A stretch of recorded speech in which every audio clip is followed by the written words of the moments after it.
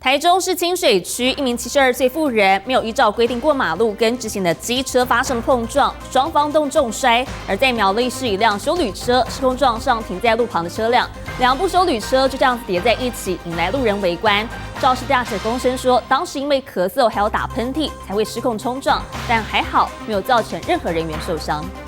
大马路上，一辆休旅车越开越往右偏移，突然蹦冲撞路旁车格内另外一辆休旅车，右前轮还沿着车身骑上去，仅剩两轮贴地，整辆车倾斜，瞬间变成了车跌罗汉。 就听到嘣一声啊，就看到车子这样子啦。他就说晃神啊，心疼爱车，明明停在车格内，却还是惨遭冲撞，真的是无妄之灾。还好当时车内没有人。要去上班哈？对，什么状况，然后才这样撞上去的？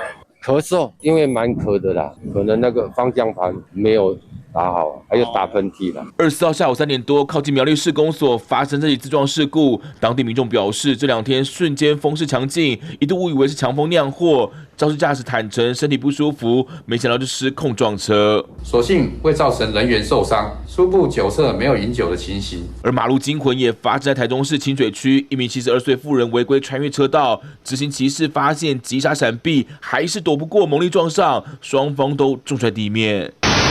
男骑士伤势轻微，但行人骨折送医，所幸经过治疗，没有生命危险。有关廖女在道路上擅自穿越车道，处新台币500元罚款。由于妇人过马路却没有走行人穿越道，如今衍生事故受伤，还得面临罚则，得不偿失。记者苗栗台中综合报道。